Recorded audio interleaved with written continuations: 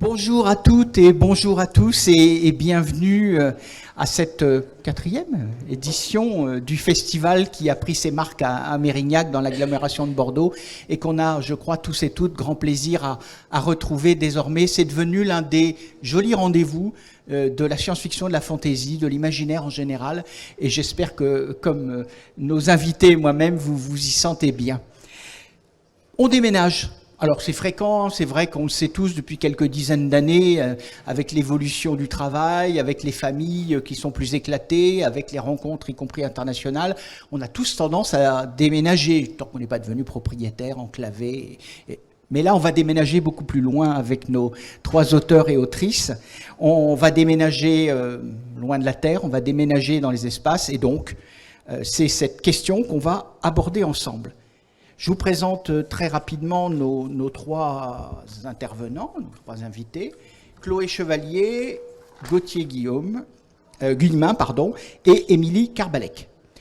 On va commencer par ordre alphabétique. Le Chloé Chevalier, vous vous dites passionné par Robin Hobb, il y a de pires choix. Vous avez fait des études de cinéma, poussé par les tournages amateurs. Aujourd'hui, vous avez co-créé une boîte de production, les films d'Argile, touché par les thèmes de l'identité. C'est à la mode, mais comment faut-il l'entendre? On y reviendra. De l'émancipation ou encore de la place des femmes, vous vous intéressez par la suite à la science-fiction en publiant plusieurs nouvelles chez ActuSF et à la Volte. Vous avez aussi publié des ouvrages aux moutons électriques, maison aujourd'hui implantée à Bordeaux. On vous doit aussi un diptyque de fantaisie remarqué aux éditions Robert Laffont dans la collection R, Loin des îles Mauves en 2022-2024, et Les Essaims, un court roman de science-fiction, on parlerait de novella, c'est-à-dire un court roman ou une très longue nouvelle, dans la nouvelle petite collection, très jolie d'ailleurs, et prometteuse des éditions Robert Laffont. Petit roman que je vous recommande très chaudement, je l'ai lu hier soir. Gauthier Guillemin, on se connaît d'un peu plus longtemps, vous avez été principal adjoint de collège à Nantes. Merci et bon courage parce que par les temps qui courent, je sais que c'est difficile. Voyageur au long cours, vous avez travaillé dans un lycée nigérien avant d'habiter 10 ans en Guyane, que vous avez parcouru en long large avec votre femme et vos 3 enfants, en canoë, en moto, en avion, en pirogue. Ça nous fait pas mal de moyens de déplacement. On va aller un peu plus loin, on va aussi y revenir. Vous avez écrit un diptyque, Rivage, voilà, 2 tomes, chez Albin Michel, et vous venez de publier aux éditions 1115, je l'ai lu la semaine dernière, Métempsychose, en 2024. Émilie Carbalec, je vous lis depuis encore un peu plus longtemps.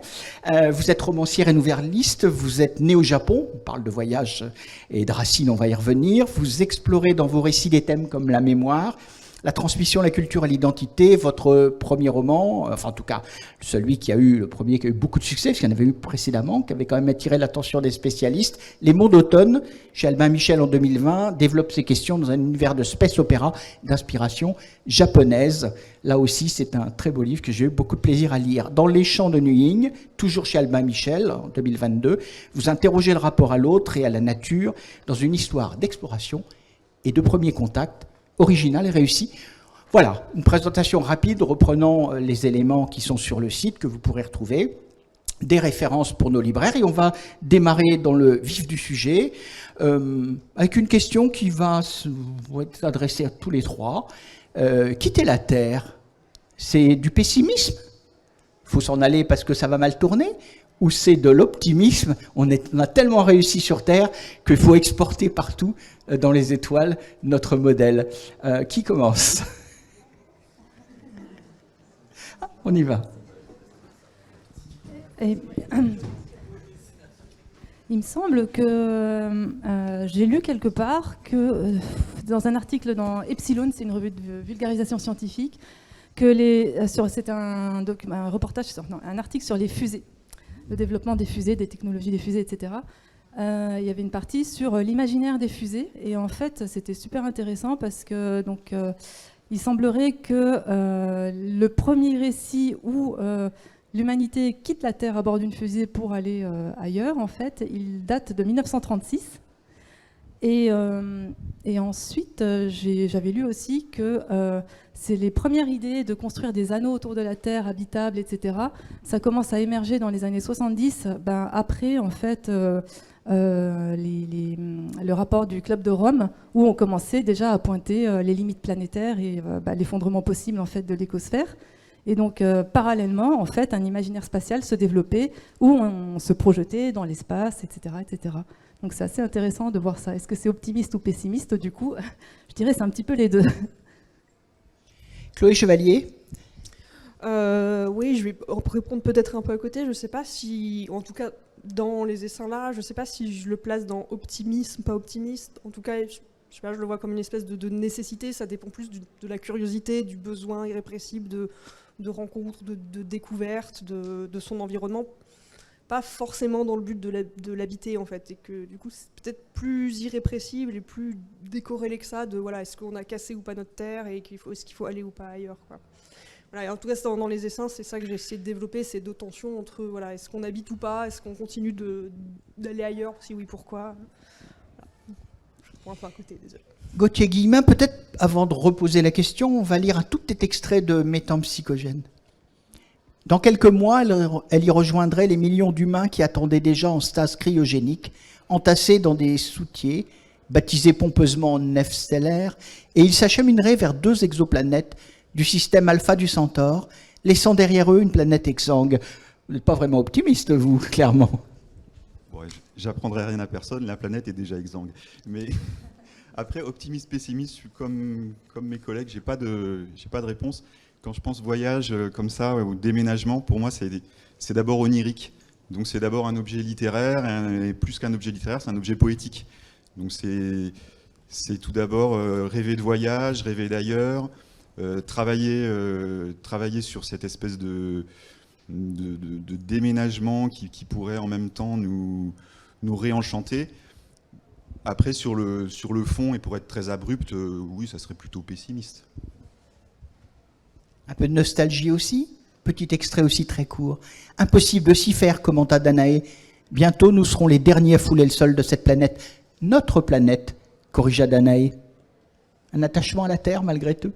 Oui, quitter la Terre, quand moi j'imagine cette possibilité, je vois un exode et c'est une nuée de sauterelles qui va ailleurs. Donc c'est pas très, très optimiste. Donc en effet, notre planète, quand j'écris, elle est à habiter, elle est à réinventer, et je n'imagine pas aller ailleurs en me disant tiens, et si j'allais massacrer une autre destination, etc. Oui. Complètement. Donc oui, c'est très nostalgique en même temps, mais ça rejoint tout un imaginaire du 19e sur le voyage et pourquoi on voyage et qu'est-ce qu'on laisse et qu'est-ce qu'on espère trouver qu'on trouvera sans doute pas. Émilie Carbalec, on va ailleurs, très loin, dans un système qui a, si je me rappelle bien, 57 années-lumière, vous l'avez situé, de la Terre. Oui, c'est ça. C'est 24 années-lumière de la 24. Terre, mais le voyage dure 27 ans. C'est ça, oui. Voilà. On va ailleurs, donc, avec une arche stellaire, un grand thème classique de la science-fiction anglo-saxonne. Il y avait déjà un peu des éléments, même si c'était plus restreint comme vaisseau dans votre roman précédent. Pourquoi cette fascination par ces grands vaisseaux? Parce que ça reconstitue en vase clos une société humaine, Émilie Carbalec? Oui, je trouve que c'est un laboratoire social intéressant de mettre ensemble des gens. Donc, dans mon roman, en tout cas, c'est pas du tout des populations homogènes. Ce sont des personnes qui viennent d'horizons culturels complètement différents. Ça se passe dans une réalité un peu alternative, contemporaine mais alternative, où on aurait trouvé le moyen de voyager à des vitesses proches de la lumière. Évidemment, ça c'est le côté un peu perlimpinpin, parce que sinon, c'est un peu difficile d'atteindre les planètes lointaines. Mais à part ça, c'est assez réaliste, et c'est une projection où c'est un monde où c'est la Chine en fait qui a le lead sur le spatial. Il y a une base lunaire où il y a des Américains, des Chinois, des Russes, etc. Et donc tous ces gens-là vont se retrouver dans cette arche. Donc c'est essentiellement des scientifiques plus des techniciens et autres qui sont issus d'un peuple qui s'appelle lui-même le peuple des étoiles, qui est issu en fait c'est la génération suivant les premiers colons sur la Lune en fait, et qui ont jamais connu des gens qui n'ont jamais connu la Terre. Donc tous ces gens-là vont se retrouver dans cette arche, c'est un cargo en fait, hein, c'est pas un truc immense en fait, c'est très grand, mais c'est pas non plus gigantesque. Ils vont se retrouver dedans et ils vont devoir vivre ensemble pendant 24 ans. Et voilà, quand on a des rêves différents, des références culturelles différentes, bah, parfois ça peut être compliqué. Compliqué, dangereux, potentiellement violent? Ça peut potentiellement dégénérer, ou pas, ça dépend. On va le savoir en lisant le roman, ou je le sais déjà. Bon, on est parti depuis une éternité, Chloé Chevalier, dit-on dans votre roman, les essaims. Et à chaque fois qu'on parle de temporalité, entre autres, un des personnages principaux de l'histoire, il y a une petite interruption, 3 petits points, et on ne donne jamais d'éléments de temporalité. J'ai Pourquoi ce choix? inventé, mis en place pour la novella le signe de ponctuation de l'intervalle de temps indéfini. Donc concrètement, c'est 3 points de suspension entre 2 crochets. C'est plus ou moins ce que ça veut dire en mathématiques, intervalle indéfini. Parce qu'en fait, il y a 2 pans dans l'histoire, mais un des 2 pans, c'est un vaisseau d'essaimage. Pour le coup, c'est pas une arche avec toute une société dedans, c'est une femme toute seule qui le conduit et qui partage sa conscience avec le vaisseau pour l'emmener d'un système à l'autre et déverser sur des planètes potentiellement habitables, enfin qui sont dans les zones d'habitabilité des systèmes, ce qu'on appelle la matière pourpre, qui est une espèce de matière impossible, de matière magique qui va pouvoir faire naître la vie. Donc on est dans du magique plus ou moins. Et voilà, et cette matière pourpre a la capacité de, pas vraiment de figer le temps, mais c'est tout l'objet du livre, donc je ne vais pas non plus complètement détailler, mais en tout cas de faire perdre la notion du temps aux gens qui sont en contact. Et donc aussi figer le développement physique, par exemple. Et donc en fait, le personnage ne sait jamais combien de temps s'écoule. Est-ce que depuis son dernier passage vers une planète habitée ou habitable, il s'est passé 50 ans ou 5 siècles? Elle ne peut pas savoir. Donc c'est toujours je n'ai pas fait ça depuis. Et c'est pas depuis longtemps, c'est depuis impossible à savoir. Donc ça me semblait intéressant plutôt que de juste mettre des points de suspension pour dire on sait pas trop, plutôt que de le verbaliser, d'inventer ce signe de l'espace-temps indéfini pour le rendre palpable, visible dans le texte. C'est tout simple et ça marche très bien. Tant mieux. Tout petit extrait, puis un autre un tout petit peu plus long pour se situer dans l'ouvrage. Je me suis réveillé bien après le début de la période diurne et les outils m'ont informé que ma reine était pleine, qu'il fallait essaimer, mais cela, je le sentais déjà, dit un personnage qu'on ne verra apparaître que très peu de temps. C'est des petits passages d'autres personnages secondaires. C'est ça, d'autres conducteurs de vaisseaux d'essaimage qui se laissent des espèces de... ils appellent ça des œufs, mais c'est des sortes de balises qui contiennent des messages qu'ils larguent dans l'espace, dans le vide, une fois qu'ils ont essaimé quelque part, ils laissent un petit mot. Et voilà, et des fois ils disent... un post-it. C'est ça, c'est un post-it qu'ils laissent pour les autres. Et voilà, des fois c'est un rêve, des fois c'est un fantasme, des fois c'est une réflexion. Et voilà, ça permet de se communiquer un petit peu. Celui-là, c'est signé conducteur Dos Renges pour le 547e essaimage de la reine Balsès. Voilà. Ça tout de suite, ça vous pose un monde alternatif au nôtre. Autre petit extrait, on a donc parlé d'essaimage. On imagine que, on le dit un peu dans le livre, qu'il y a la terre des origines, mais tout ça reste nébuleux et très lointain. Tout à fait. Voilà. Et autre élément, cet univers dans lequel on va entrer, ce monde qu'on va explorer un peu plus précisément. Les différents bâtiments en orbite avec lesquels la conductrice est finalement parvenue à communiquer verbalement lui ont tous répété les mêmes directives. Elle ne peut pas approcher davantage. Les orbites équatoriales basses sont réservées à la mise en œuvre d'un événement d'importance planétaire ou plutôt systémique, puisque la rotation, c'est là son nom, concerne aussi Murzu et Tsapira. Les 3 corps habitables du système Texi 221 approchent de la conjonction et un vaisseau aussi titanesque que le sien ne pourrait que gêner le déroulement de la rotation. C'est quoi cette histoire de 3 planètes de rotation? Donc j'ai déjà résumé le premier aspect de l'histoire qui est la conductrice de la reine, du vaisseau reine qui va essaimer. Et en fait, elle passe tellement de temps seule, donc des éternités dont on ne sait pas, que de temps en temps sa conscience d'elle-même se dilue. Et si elle se dilue trop, juste la matière pourpre qu'elle transporte peut disparaître. Disparaître d'un coup. Donc à intervalles je ne peux pas dire réguliers, mais à intervalles, point de suspension, elle doit se remettre en contact avec des gens de son espèce pour juste faire le plein d'humanité, à se reconnecter à elle-même en se reconnectant aux autres. Et lors d'une de ces nombreuses escales, elle va rencontrer un système qui pratique ce qu'on appelle la rotation. Alors la rotation, c'est tout simplement la technique agricole médiévale de l'assolement triennal, mais à l'échelle d'un système solaire. Voilà, donc plutôt que d'avoir 3 prés qu'on va semer une fois les céréales d'hiver, une fois les céréales d'été et ensuite une mise en jachère, c'est 2 planètes et une lune habitable, et les gens choisissent de tourner.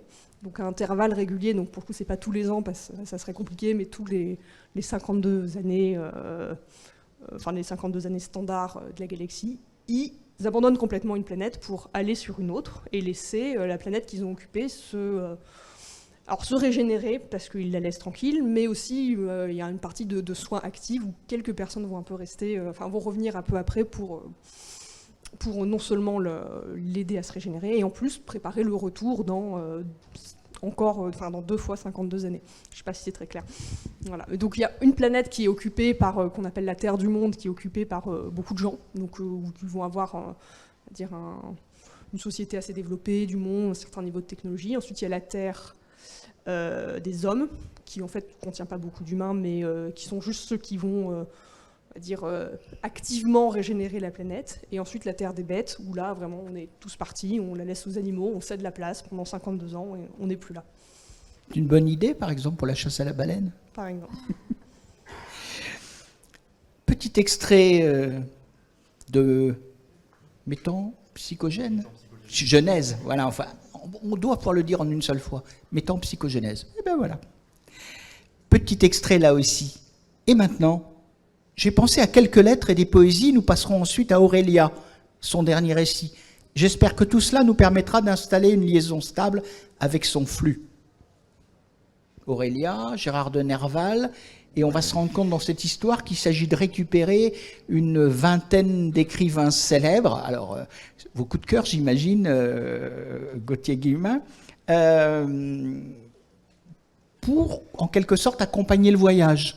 Parce que sans art, dans cet espace où nul ne vous entend crier, on pourrait peut-être devenir fou. C'est ça l'idée ? L'idée, elle est là. C'est-à-dire que la novella, c'est, comme tu le disais, en fait, c'est une longue nouvelle à chute. Donc je ne parlerai pas de la chute, forcément, mais du début. En tout cas, on va assister principalement aux préparatifs. Et les préparatifs se déroulent surtout autour d'un problème épineux, qui est que les humains cryogénisés trop longtemps risquent de perdre l'esprit, de devenir fous une fois réveillés. Mais on a trouvé une solution, c'est qu'il faut les garder dans un bain culturel. Et le plus simple, c'est un bain de récits, quels qu'ils soient, des contes, des légendes, des poésies, des biographies, enfin, ce que vous voulez. Sauf que sur ces milliers d'années, on va sans doute manquer de matière, on n'aura pas assez à leur raconter. Donc l'idée un peu farfelue, et comme tu disais, poudre de perlimpinpin, c'est de se dire, et si on allait récupérer des écrivains morts, on récupère leur esprit, on les met dans des androïdes, et puis ils vont être en quelque sorte condamnés à écrire d'autres choses, pour pouvoir continuer à raconter à l'humanité des histoires, pour les faire rêver finalement pendant leur sommeil, et puis quand ils se réveilleront, ils seront pleins et entiers et heureux d'habiter cette nouvelle ou ces nouvelles planètes, si on y arrive. Et le récit ne va pas jusque-là. Donc, là, on tourne autour de cette problématique. D'abord, est-ce que ces écrivains ont envie, même une fois réveillés, de travailler de la sorte ? Est-ce qu'on a du... est-ce que la page blanche ne va pas s'imposer à eux ? Après tout, pourquoi pas ? Et puis, est-ce qu'ils trouveront que c'est une bonne idée de s'en aller ? Et ça rejoint notre question ici. Émilie Carbalec, avec Les Chants de nuit, vous démarrez un peu sur la Terre, la Lune, ensuite vous allez dans le vaisseau et après vous arrivez sur la planète. En quelque sorte, il y a 3 parties dans le roman. Il n'y a pas que ces parties-là, avec des espaces différents, des temporalités différentes, mais il y a aussi différents éléments de la Terre, puisqu'on va les retrouver dans le cargo, le vaisseau. Là aussi, c'est vos influences personnelles qui vous donnent un intérêt pour l'Asie. Disons que les romans anglo-saxons, on sait qu'ils sont, même si ça évolue en ce moment avec de nouveaux auteurs et de nouvelles autrices, mais souvent on parle anglais, ils sont anglo-saxons. Là, visiblement, il y a beaucoup plus de diversité. C'est aussi votre histoire et vos préoccupations, Émilie Carballec ? Je suis moitié japonaise, donc forcément, je suis peut-être plus proche de ces cultures-là. Mais là, quand même, avec les chants de Nuing, je suis allée sur des terres un peu inconnues pour moi. J'avais envie d'explorer un petit peu la culture vietnamienne, tibétaine, etc., chinoise un peu, mais à travers la poésie, à travers la religion aussi, puisque c'est une des thématiques du roman. Donc oui, et j'avais aussi envie de proposer une histoire où il y a un peu un regard qui soit non eurocentré, parce que souvent on a des space-op, voilà, c'est très américano-eurocentré. Et je me suis dit pourquoi pas. Enfin, c'était même pas une décision consciente, j'avais juste envie puisque je me sens proche de ces cultures. Voilà. Pour tous les trois, une question qu'on t'a abordée avec vous. Rêver des mondes autres, c'est un des possibilités, des intérêts de la science-fiction. Comment et pourquoi ? Alors je précise ma double question. Comment dans vos histoires réciproques très différentes, vous procédez pour nous permettre, avec les outils de l'écriture d'aujourd'hui et de la vôtre, de la nôtre que nous partageons, comment faire pour essayer de nous faire toucher à l'altérité, à la différence, sans que ça soit une simple ressucée du monde d'aujourd'hui. Peut-être d'abord, vous qui êtes là plus loin, peut-être dans l'espace et dans le temps de votre histoire, Chloé Chevalier. Oui, alors déjà, je vais préciser un truc à propos des essaims, c'est que je triche un peu en présentant ça comme de la science-fiction, parce qu'en fait, ça ne se passe pas dans le lointain futur de la Terre, mais dans le très lointain futur pour celles et ceux qui ont peut-être lu mes précédentes séries, Récits du Demi-Loup ou Loin des îles Mauves, ça se passe dans le très très lointain futur de cet univers-là, donc qui est fictif. Donc ça serait de la fantasy space-op, bref. Donc déjà, de base, ils n'ont pas eu la même histoire du spatial que nous, typiquement, avec, je sais pas, l'émission Apollo et tout le tintouin, et le même parcours. Donc déjà, c'était une obligation, je sais pas, en termes de vocabulaire, je me suis interdit strictement d'utiliser le moindre mot d'anglais. Voilà. Le moindre anglicisme, parce que pour changer un petit peu le vocabulaire, effectivement on parle de la SF anglo-saxonne, mais la langue l'anglais a beaucoup colonisé l'imaginaire de la science-fiction, parce que c'est des mots qu'on utilise beaucoup. Donc voilà, je parle pas d'IA, je parle pas de, je sais pas, j'ai même pas les mots qui viennent, mais je me suis interdit de gommer, d'utiliser tout ce vocabulaire-là pour me forcer à inventer d'autres mots pour désigner les vaisseaux, pour désigner toutes les actions qui sont faites dans ce futur-là. Donc c'est vraiment passé par la langue. Et même chose, voilà, pour un peu déminer certains sujets. Typiquement, j'allais dire les IA, comme c'est un sujet, voilà, les IA de bord, on en a souvent, des vaisseaux pensants, etc. J'ai appelé ça des outils. Donc mon éditrice m'a dit « Oh là là, il y a le mot outil qui revient 72 fois dans ton texte, c'est voulu ?» Oui, c'est voulu, tout est des outils, donc des choses fabriquées par les humains pour leur servir d'une façon ou d'une autre. Voilà, plutôt que d'appeler ça une intelligence ou pas une intelligence. Voilà, c'était ce petit pas de côté-là, linguistique, moi, qui m'a permis d'aller vers autre chose. Gauthier ? Je sais pas si Alors, pour rebondir sur les essaims, avant de parler de métempsychogénèse, c'est vrai qu'en le lisant, le langage fait voyager, en fait. C'est ça, et on touche à une écriture presque poétique, ou poétique, enfin, ça dépend de ce qu'on met derrière, mais c'est pour moi quelque chose d'extrêmement important. C'est-à-dire que le véhicule, c'est le langage avant tout. Et là, je l'ai trouvé, j'ai trouvé ça fascinant, et je me suis bien plongé dedans. Et c'est ce que j'essaie de faire aussi. Je me dis, mon matériel, c'est le langage.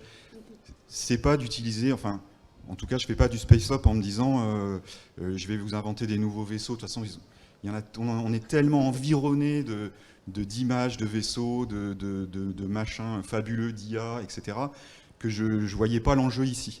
Donc j'ai pris le truc à l'envers, j'ai fait revenir des anciens auteurs. Donc on a Gérard de Nerval qui est là présent, on a le premier prix Goncourt qui avait écrit un roman de SF, No, Jean-Antoine No.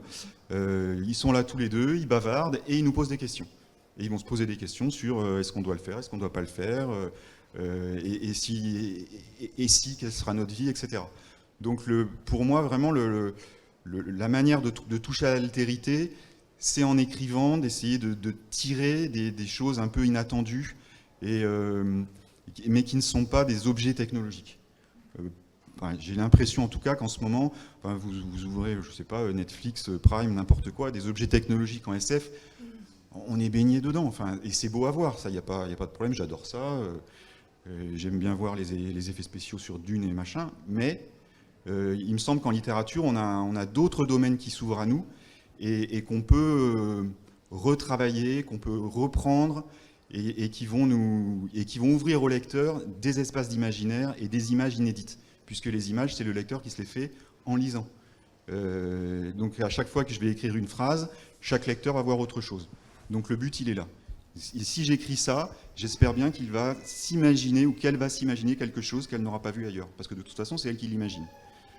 Voilà, c'est un petit peu l'enjeu. C'est vrai, le langage, comme vous dites, effectivement, en fait, on est écrivain, donc notre moyen de communication, c'est le langage, on écrit dans une langue donnée, qui va nous permettre de décrire un certain nombre de choses. Mais si on est confronté, imaginons qu'on soit confronté à une altérité qui soit tellement radicale qu'elle est au-delà de tous les mots dont on dispose, au-delà de notre langage, comment est-ce qu'on peut la décrire ? Alors, oui, il y a différentes techniques, on peut suggérer, on peut inventer des mots, etc. Alors là, dans Les Chants de Nuing, en fait, le personnage principal, il y a plusieurs personnages principaux, mais le personnage qu'on suit au début, c'est Brume, elle est bioacousticienne et spécialiste de la communication interespèces. Donc elle utilise dans cette communication, on le voit rapidement parce que c'est pas le sujet central du livre, mais une technologie qui fait penser à la techno Neuralink développée par Elon Musk.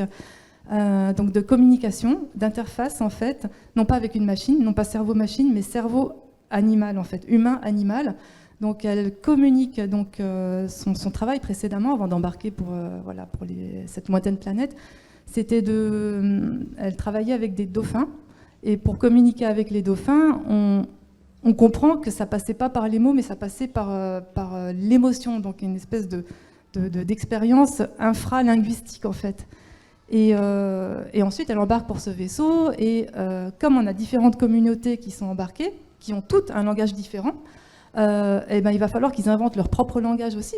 Donc il y a un nouveau langage qui émerge dans cette société qui est embarquée un nouveau langage qui est un mélange d'anglais, de chinois, de russe, de tout un petit peu. Et ensuite, arrivée sur la planète, si elle rencontre cet être, parce que elle rêve en fait de l'altérité radicale, Brume en fait. Est-ce qu'elle va la rencontrer ou pas ? Et si elle la rencontre, comment est-ce que ça va pouvoir être raconté et décrit techniquement dans le roman ? Voilà, c'est des questions que je me suis posées. Et je ne vais pas tout vous révéler, mais j'ai trouvé une astuce pour décrire les choses, ou les suggérer, ou les faire imaginer au lecteur. Voilà. Rêver des mondes autres, disait-on, et Chloé Chevalier nous en donne un petit exemple dans Les Essaims. La jeune fille quitte Tempérance pour Gloire, connaît pour la première fois l'exaltation du vide. Elle, si détachée du monde qu'il a vu naître, elle rejoint et sert l'ambition la plus incommensurable de son humanité.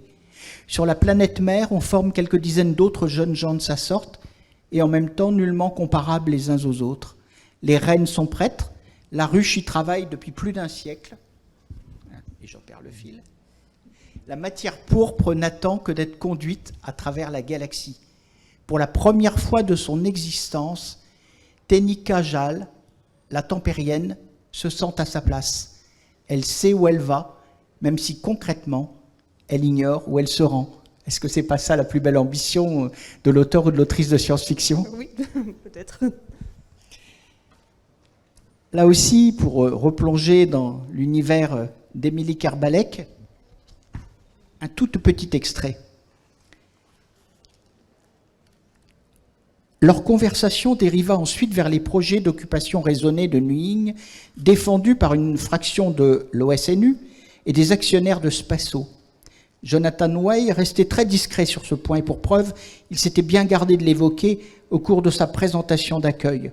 Mais personne n'était dupe. « Je pense qu'il n'a pas eu le choix », affirma William. « Brume est une moue sceptique, peut-être. En tout cas, je suis absolument contre. Nous ignorons toute cette planète et les formes de vie qu'elle abrite.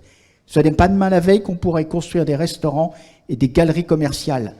La véhémence avec laquelle elle s'était exprimée fit sourire William. « Tu penses qu'il y a de la vie intelligente là-bas ?»« Je n'ai pas dit ça, se défendit-elle.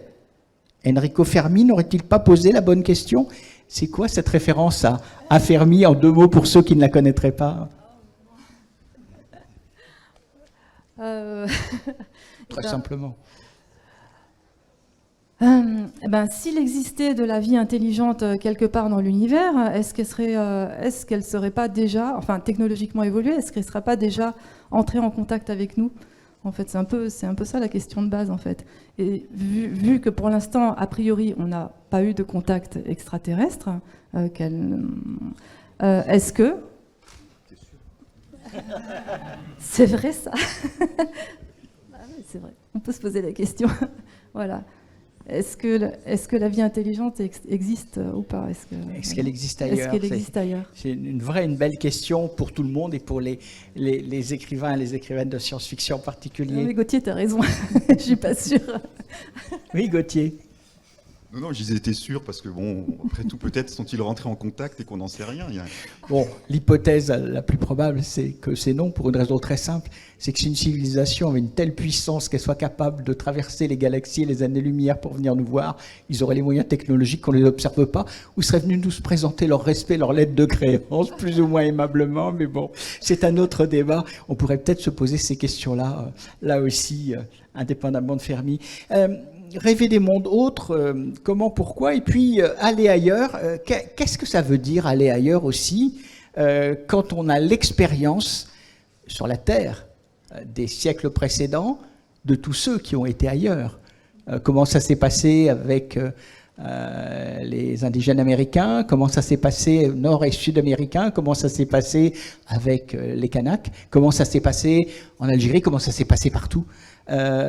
Quand on écrit un roman de science-fiction, qu'on s'intéresse à la rencontre éventuelle, qu'on s'intéresse à l'espace, à aller ailleurs, à reconstruire autre chose, à essaimer, est-ce qu'on se pose ces questions-là? Est-ce qu'on se pose la question de la colonisation, la question de l'impérialisme, la question de la destruction?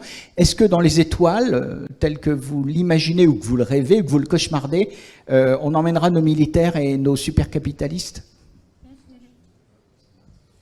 Dans les essaims, je pense qu'ils ne se posent pas la question de la colonisation, parce qu'en fait, déjà, ils n'essaiment que des mondes qui sont totalement vides, puisqu'ils vont y répandre leur matière pour que la vie puisse naître. Et ensuite, il y a d'autres vaisseaux qui vont passer, installer des bactéries, des virus, une faune, une flore, etc. Mais donc, du coup, ils ne vont que sur des espaces où il n'y a pas de vie, ou en tout cas, où ils n'ont pas été capables d'en détecter. Donc, a priori, ils ne vont pas en colonisateurs. Et après, de temps en temps, au fur et à mesure de leur errance à travers la galaxie, il se trouve qu'il y a des conducteurs, conductrices de rennes qui repassent dans des mondes qui ont été essaimés il y a une suspension, et là ils vont voir ce que ça a donné ou pas. Voilà. Donc c'est plus dans une espèce de logique d'expansion, alors une expansion un peu qui paraît infinie, qui paraît une espèce de soif jamais assouvie, mais il n'y a pas vraiment de colonisation. Voilà. Et l'ambition de la ruche, c'est de créer des mondes meilleurs qu'on ne l'a été. Genre, on dit on va en semer beaucoup, et peut-être qu'il y en a qui seront vraiment bien. Donc il y a quelque chose d'un peu utopique dans cet essaimage frénétique, il y en a qui seront bien dans le lot. C'est justement pour se poser ces problématiques-là que vous avez choisi dans les essaims de vous situer très très loin. Voilà, exactement. Gauthier ? Alors, comme tout à l'heure, je vais rebondir sur les essaims, puis hop. C'est vrai que quand on lit les essaims, on arrive à ne pas penser à cette question. Et je trouve ça assez fort, en fait, finalement, parce que souvent, dans des récits de science-fiction de space op où il s'agit de s'étendre, on pense tout de suite à conquérir. Ça marche avec. Il y a un paquet de récits ou de films qui sont bâtis autour d'un empire qui va soit se défendre, soit s'étendre, etc. Moi, mes récits sont toujours teintés de politique. C'est parce que je suis fait comme ça, puis c'est tout. Et c'est vrai que la fin de la novella traite de ça. Et est-ce qu'on doit y aller ou pas?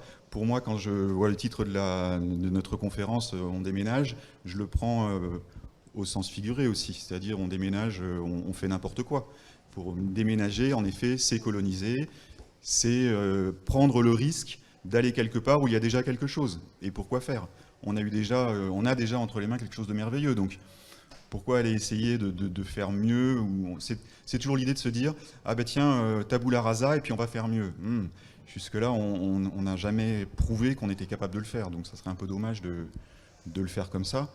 Et en effet, pour moi, ces récits sont teintés d'impérialisme. Après, c'est une opinion que je partage largement. Émilie Kervalec, c'est des questions qui sont clairement aussi, même si ce n'est pas le cœur du roman, sont dans le roman. C'est clairement, oui, c'est une des questions que je me suis posée en écrivant Les Chants de Luying. Et la référence que j'ai utilisée, c'est le peuple tibétain qui a été, le Tibet, c'est une histoire complexe, hein, le Tibet et la Chine. Mais bon, voilà, en gros, quand même, la Chine a annexé, entre guillemets, le Tibet à un moment donné. Et on parle même de génocide culturel. Mais ça, c'est une histoire comment dire, la France, quand elle est allée en Bretagne ou en Corse, je pense qu'elle a fait, les Francs, ou actuellement ce qui se passe aussi, c'est une histoire qui se répète tout le temps. Au Japon, le Japon a colonisé les îles du Nord et du Sud, et après il y a assimilation des peuples, etc. Et c'est ainsi que ça fonctionne.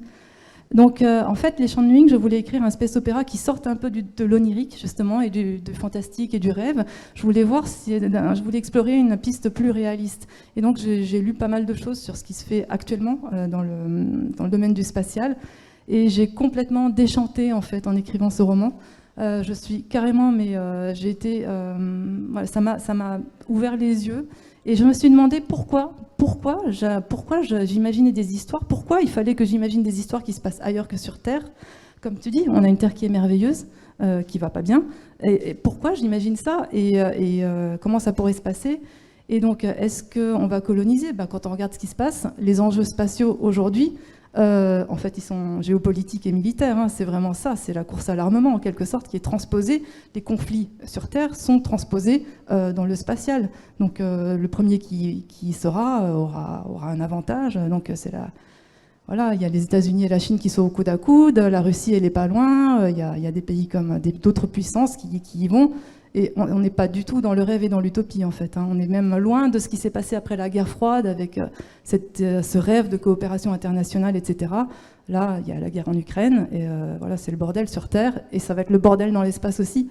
Et donc, moi, j'en ai eu marre. Ça me faisait plus rêver, j'en avais plus envie. Je me suis dit, j'en ai marre de développer des imaginaires spatiaux. Je veux revenir sur Terre. Je veux développer des imaginaires et des utopies terrestres, parce que je crois qu'on en a besoin. Et c'est pour ça qu'après, j'ai écrit Les Sentiers de Recouvance, où j'ai rapatrié mon imaginaire sur Terre. Voilà. On parlait de déménagement. On déménage, c'est le titre de notre table ronde. Un tout petit extrait de déménagement, justement, dans les essaims. Partout, on range et on emballe. Les rares meubles sont drapés, houssés, les teintures des fenêtres décrochées, puis roulées dans des caissons avec la vaisselle, les nattes du sol, les vêtements et les souliers, les livres, les draps et couvertures, les effets de toilette, des jeux, parfois un instrument de musique ou quelques pinceaux, les licous du bétail, des outils pour construire, réparer ou cultiver. Tous les objets nécessaires à l'existence, en somme, tiennent dans quelques caisses hermétiques que l'on ne verrouille pas. C'est le grand déménagement. Ah oui, dans les essaims, quand la rotation commence et qu'on change de planète, on laisse tout derrière soi.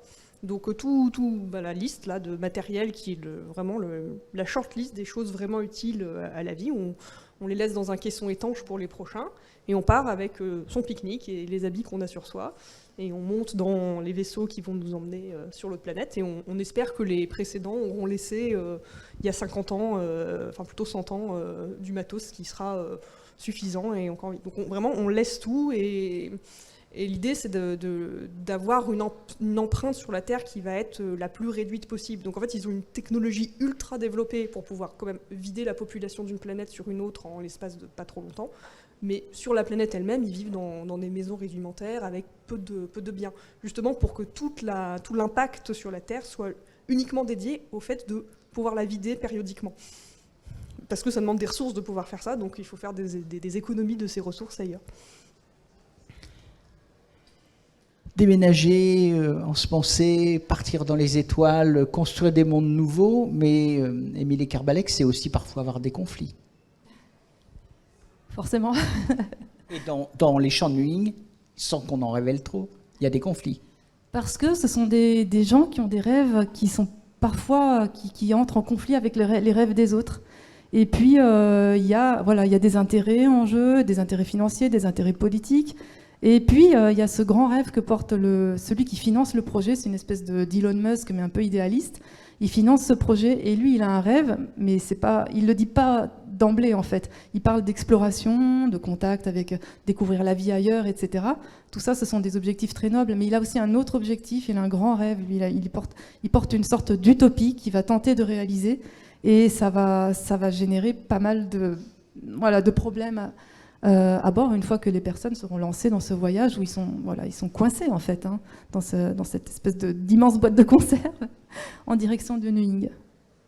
Gauthier Guillemin, le choix que vous avez fait, qui vous situe un peu différemment des deux autrices qui sont sur le même... vous avez les mêmes problématiques, c'est la planète, mais vous, ce qui vous a intéressé à raconter, c'est la partie littéraire, c'est la partie culturelle, c'est le rapport de l'humain aux histoires, mais bien sûr aux histoires aussi des autres. Pourquoi vous avez choisi ce biais-là? Parce que vous déménagez, mais vous ne nous racontez pas le déménagement, vous nous racontez l'avant, ou plutôt les conditions psychologiques, culturelles du déménagement. Peut-être parce que je ne voulais pas aller jusqu'au déménagement, peut-être aussi parce que le déménagement, finalement... pour moi, c'était un lieu un peu connu, un peu déjà utilisé, très battu en brèche, et je préférais m'intéresser à, en effet, comment on va y aller, pourquoi, et puis la question, est-ce qu'on va y aller aussi, et on va y aller avec quoi? Est-ce qu'on y va comme ça comme un déménagement vite fait bien fait, sans trop d'affaires, et puis on se débarrasse de tout et on fait une civilisation nouvelle, ou est-ce qu'on veut partir avec le plus de bagages, y compris culturels, etc. Donc l'ancrage pour moi, il était plus, là c'est plus psychologique finalement, et puis c'est essayer de se faire, que se heurte une culture moderne et puis une culture un peu plus classique, avec ces auteurs qui viennent d'un peu partout et qu'on a tous croisé un jour ou l'autre, et qu'on va retrouver là sous forme d'Android. Ouais. Dernier petit extrait de cette table ronde, ça sera un extrait du roman d'Émilie Kerbalek, très court. À plusieurs reprises, Brume avait éprouvé une certaine appréhension à l'idée de son retour à la civilisation. 4 ans en quasi-autarcie sur cette île artificielle en plein gir océanique indien ne l'avait pas vraiment aidé à développer ses compétences sociales. Est-ce que écrire ou faire des tables rondes, Émilie Kerbalek, c'est une façon de développer vos compétences sociales? Je déteste parler en public. Je préfère écrire toute seule dans mon coin pour communiquer. Ça ne se voit pas. Ça ne se voit pas, Émilie Kerbalek, et merci de faire en sorte que le public ne s'en aperçoive pas. Est-ce que vous aussi, vous développez par l'écriture et par la rencontre avec vos lecteurs la compétence sociale? Oui, totalement, et c'est un vrai apprentissage du métier. Enfin, quand les premiers textes que j'ai pu faire, mes premières publications en 2015, c'était très laborieux pour moi de parler à des gens, et limite je comprenais pas pourquoi les gens ils voulaient me parler, c'était juste mais lisez mon livre, moi c'est pas important. Puis après je me suis rendu compte que en fait l'important c'est aussi la rencontre et le point de contact entre ce que je donne moi et ce qu'on reçoive les autres, et que l'intérêt de l'écriture il est là, il est dans le point de contact. Donc là-dessus j'ai appris tout simplement, voilà, que ça fait aussi partie du métier de création, c'est le contact avec les gens qui reçoivent en face. Vous, Gauthier Guillemin, avec l'éducation nationale, le contact, vous avez l'habitude. Ouais, mais en fait, non, je n'étais pas fait pour ça. Et non, c'est vrai, c'est bête à dire, mais j'ai une solide expérience de formation, de parler à des publics assez vastes, assez variés, mais en fait, c'est usant. C'est extrêmement usant, et maintenant, c'est dur. Et donc, comme Émilie, moi, je suis content, voilà, lisez, et puis à la limite, on en parle en petit comité autour d'un café, mais ça devient compliqué de parler comme ça devant du monde, et ouais, d'être performant, entre guillemets. Quand j'étais enfant, que je vivais au Japon, en fait, je m'imaginais, au Japon, autrefois, on avait des néons au plafond, en fait, c'est un truc, l'éclairage, en fait, dans les maisons. Et je m'imaginais en regardant le néon, je devais avoir 7 ou 8 ans, que je communiquais à part le néon, que je communiquais avec les extraterrestres. Et c'était certainement beaucoup plus facile que de communiquer avec mes camarades japonais qui n'étaient pas toujours sympas avec moi, qui me disaient « t'es pas japonaise, toi, t'es une moitié, t'es pas japonaise ». Donc peut-être que ça explique aussi un peu les choses. Et les thèmes qu'on retrouve dans l'écriture. Avant de clore cette table ronde et de rappeler que notre auteur et nos autrices vont vous retrouver sous la bulle du livre pour signer leurs ouvrages avec évidemment grand plaisir. Si vous aviez ajouté par rapport à la thématique de cette table ronde, au déménage et puis ces problématiques-là, quelque chose, on commence par Chloé Chevalier.